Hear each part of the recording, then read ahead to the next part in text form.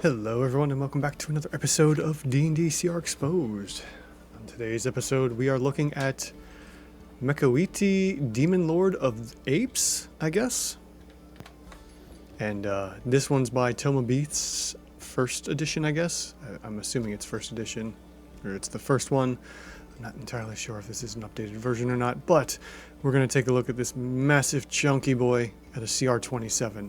Now, before we get into this real quick, let's take care of the business. And the business is just this, the tool here. If you'd like to use this tool for yourself and find it useful, then go ahead and check the link in the description for my Ko-fi page where you can get this tool completely for free or donate if you feel so inclined to.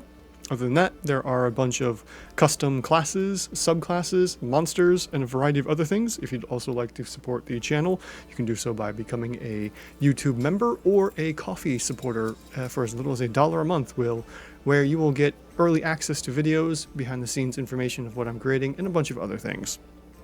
Other than that, you can also support the channel with a like, subscribe, comment, and sharing with your friends. Now, with that nonsense out of the way, let's take a look at this boy because it's gonna take a while. Okay, so we are looking at a CR27, and this is going to be a gargantuan fiend. So go ahead and switch that once it loads up. With 20 hit dice.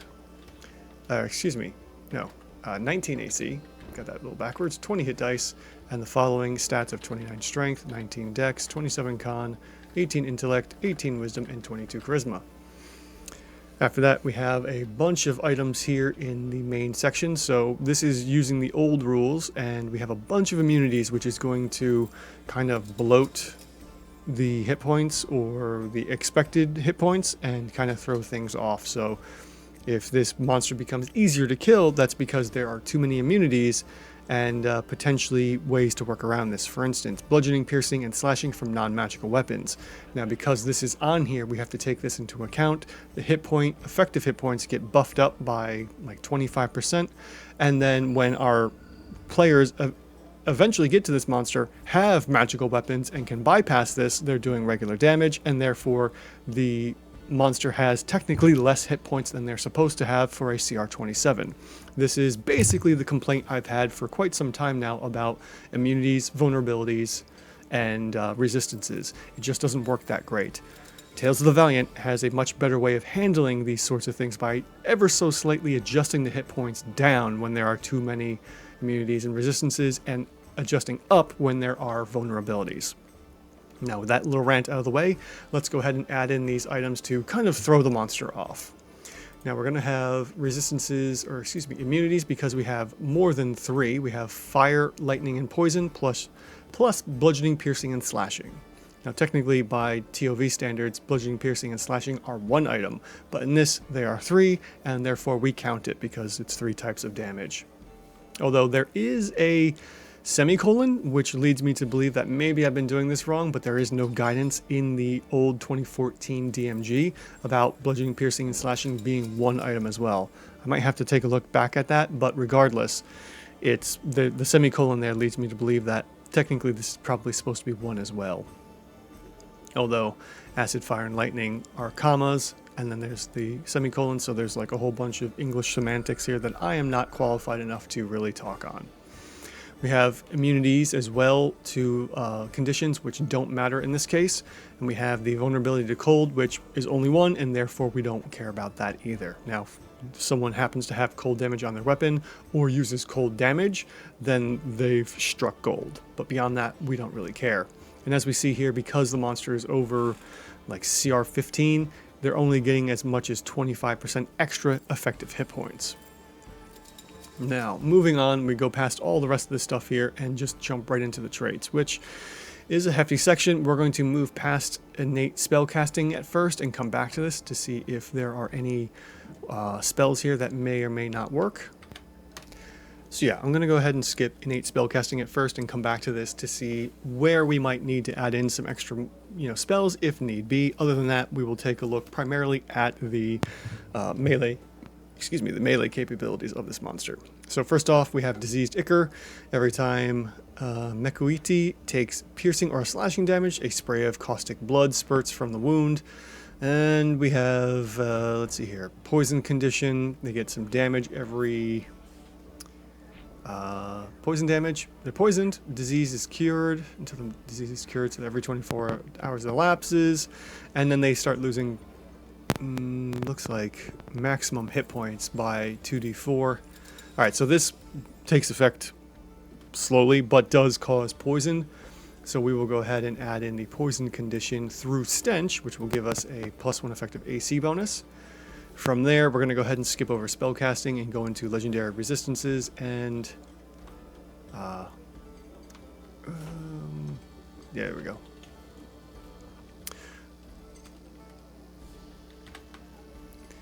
Legendary resistances, as I was saying. So we have that one there, which we get 4 uses, which is going to give us 120 effective hit points, which is +1 over the standard amount. Magical resistance, which gives us +2 effective AC. Magic weapons, which doesn't really affect our characters pretty much at all. And speak with apes, which, yeah, we can speak with apes. Cool. Moving on, we are going to take a look at the actions now. And we have its Frightful Presence and makes 1 bite attack and 2 claw attacks. Now, because the monster is over CR 10, I'm going to skip Frightful Presence. This doesn't add anything whatsoever and is in the DMG custom monster area regarding over CR 10. Now, the weird ruling or the wording here is that allegedly it's players over CR 10, but, or excuse me, players over level 10, but because most of the time monsters are a little higher than the players in order of like being able to fight them. I guess technically it wouldn't be until like maybe CR 15 that monsters' Frightful Presence wouldn't take into account. Maybe it's a little less, but I've generally been sticking to CR 10 and it kind of falls in line, it seems, even though the wording isn't quite right. So we're going to go ahead and start looking at the weapons here. And we're going to see that the 17 to hit comes from our strength, which is perfectly good. We're going to add that in. And then we're going to start creating our damage workspace here. So we have 20 points from our piercing damage in the bite. So we got 20 there, plus an extra 5 fire damage from 1d10. That's so little. It's whatever. Claw damage is going to be another 20 plus nothing, and if we score a critical hit, it rolls damage dice 3 times instead of twice for this. With such a low percentage, there's really no point in adding this in, although we can add, we can take a look at it here. So our range is going to be the same. The dice is going to be 3 times. We can use the critical damage calculator here up top, and the damage per round normally would be 20. Therefore, we're going to get an extra potential 3. So actually, we could say we can add 3 in here because this is taking into the account of the 5% chance of scoring a critical hit with 20 DPR. We can upgrade this from 20 to 23. So we'll just add in 3 here to get ourselves that extra little bit of damage. And it could make the difference because if we see here, all of our damage is only about, in the mid ranges, about 14 off. When we get up to the higher ranges, it jumps to, I think, like 45 or somewhere around there. It's been a while since I've looked at these tables. But in any event, we get 3 extra damage from the potential for a critical hit and 3 dice instead of 2. Next we have Immolating Breath, recharges on a 5 or 6, so in theory we will only see this once out of 3 rounds of combat, which in theory you're only doing 3 rounds of combat, and then whoever is fleeing after that, which, when you think about it, is only, 6, 12, 18 seconds of combat? But, here we are. So we end up dealing 21 points of damage plus an additional 21 points of damage. So we'll just do 42 times 2 because we're expecting 2 failed saves worth of damage for a total of 84. Now, in theory, you would calculate for 4 passes, 2 passes and 1 fail, or 2 fails. It all works out to be the same, and I just default to 2 because it saves time, even though I explain this a majority of the time. After that, we then deal with Immolating Corona, and Mechuiti's fiery crown explodes into a burst of yellow-green flames. All creatures within 30 feet take damage, equal to 10 plus 10, or half the damage on a success. If the saving throw fails, the creature also catches fire and deals an additional 3 fire damage at the start of each of its turns while on fire. The creature can use an action to extinguish it. Okay. This isn't huge. And likely I wouldn't use this. This is such a small amount of damage, it's kind of not worth it, even for the persistent fire damage here. I mean, we're looking at straight up 10.5 times 2 because we have 2 sets of dice that are 3d6 and we're odd, so that's going to turn it into 21 points of damage. And then on top of that, we are also dealing the extra like persistent damage, and in theory would probably see about 2 rounds of that.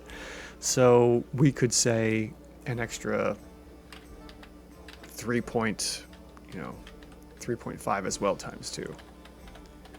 So it's only going to work out to about 28 points of damage, and it's not really worth it since we can only use this once, unless it becomes from the legendary actions, which more than likely it will, but we'll see what happens there.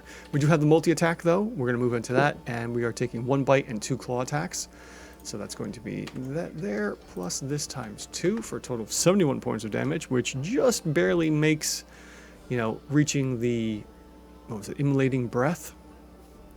But we have all that. And like I said, we're skipping over Frightful Presence because there's no point in using that. Next, we are looking at the legendary actions. We have the move, which the Mechuiti can move up to half its speed using any move it wishes. Was this thing got multiple movements or something? Climb or regular. Okay. 60 foot and then climb 60 foot. Sure. Alright. Just weird wording on that. Burn from inside. Mechuiti targets a creature within 120 feet that has the Mechuiti's Ichor disease. The creature takes 10 fire damage plus an additional 10 fire acid damage, half. So it's the same thing as the immolating corona. I don't know why they just didn't point back to immolating corona and say, hey, use this. It's the same darn thing. Okay. Kind of extra text, who knows? We're going to go ahead and just click on that and add that in because there's nothing so far we can also add into that, although we could do this, I guess, 3 times. So I'll go ahead and modify that ever so slightly for an extra 84 points of damage. Then we have spell, costs 2 actions, and we can cast a spell, which we'll take a look at real quick here. We have Meteor Swarm, we have one of those, Power Word Kill, Firestorm, and Power Word Stun, Wall of Fire. I used to say like, okay, Wall of Fire is pretty cool, but now that I'm looking at things, more than likely Wall of Fire would only be good for 1 round, and then once the players have dealt with the Wall of Fire, it's kind of pointless and sits there and just chews up the concentration. So likely it's kind of a waste. We primarily won't be using Fireball because Fireball at will, Fireball is only about 56 points of damage at its base because we aren't actually using spellcasting, so we have to use it at the minimum. And 56 points of damage is much lower than our multi-attack and our immolating breath. So there's no point in using that. Hold Monster could be good, but if you follow the lazy DM's rules, Hold Monster is lame because it causes our players not to take turns in the game, and that's no fun for everyone. So in theory, you would only use Hold Monster to escape if need be. Dispel Magic also, while it's good to get rid of effects on the monster, I would consider waiting a couple turns to not cast Dispel Magic. Firestorm, Power Word Stun. Again, Power Word Stun is one of those deals of like, let's not take the player out of the game. Best for trying to escape if need be. Firestorm is going to be kind of okay. Although this is at base, we can use it 3 times per day. Firestorm will be 77 points of damage, and it's only a little better than our multi-attack at 71 points of damage.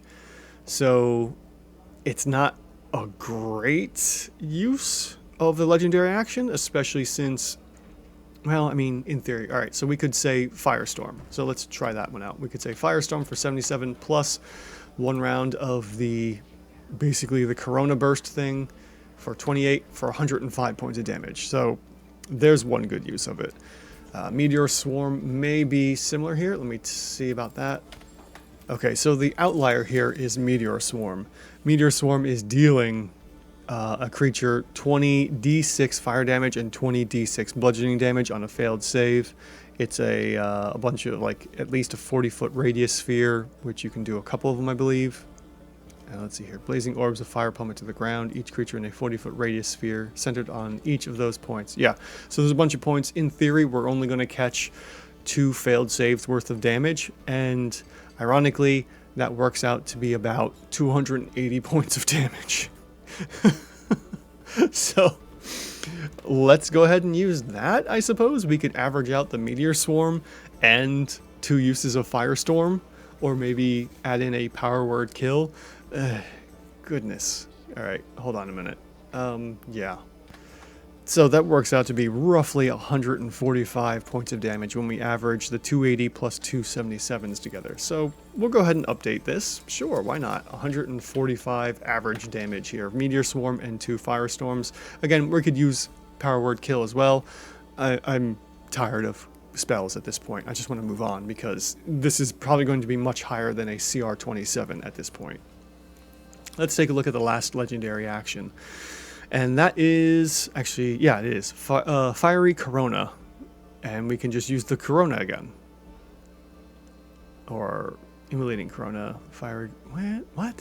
Did they mislabel something? Mechuiti uses Immolating Corona. Okay, yeah, so this is silly. They have Burn from Inside, which does exactly the same as Immolating Corona. But Immolating Fiery Corona can't be used twice in the same round. And we only have 3. How? Oh, I see. It's the same thing, so you're still using a creature. The only difference is that there's 120 feet and you have to have the Ichor disease. Yeah, we're expecting this to be the best case scenario, so of course we're going to have 1 or 2 creatures. In theory, we would have 2 creatures.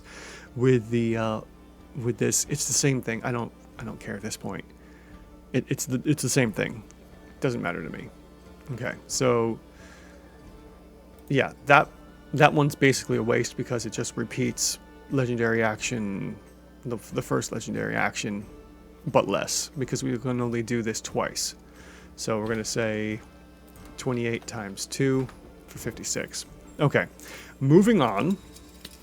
We're going to go ahead and say that we're going to throw the concentration in here for the legendary actions too, because that we've already declared what we're going to be doing there. Then we're going to be doing for round 1 of combat, we will definitely be using the breath attack, and then from there we will do the multi-attacks. And ironically enough, this is a CR 27. I really thought this was going to be far overdone, but it's not. I am extremely shocked that this is not overblown.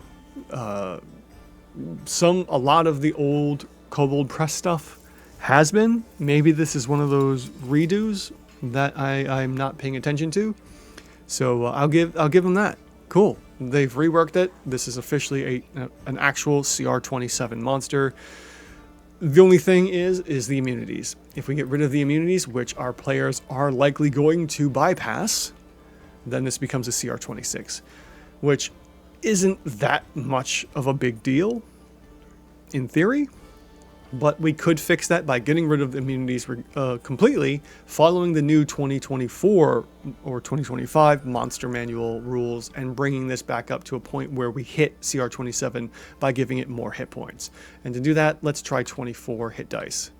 Okay, there we go. So we add in, an extra 4 hit dice. The monster gets 444 hit points rather than 370, and then we don't have to worry about the whole magic immunities, magic resistances. Ugh. Okay, regardless, there we go. Playing it as is with magic immunities, we have a CR 27. Bypassed immunities, we have a CR 26. If you want to fix it and not worry about immunities or vulnerabilities, you can keep the vulnerability because it's only the 1. Give it 4 extra hit dice. There we go. Okay, this has been a long one. I wanted to just trudge through this, and we are done. Here we go. Thank you for whoever submitted this so many months or maybe even years ago by this point, because I'm finally getting to these. I appreciate it, and I hope you enjoy this video. Thanks so much, and I will see you in the next one.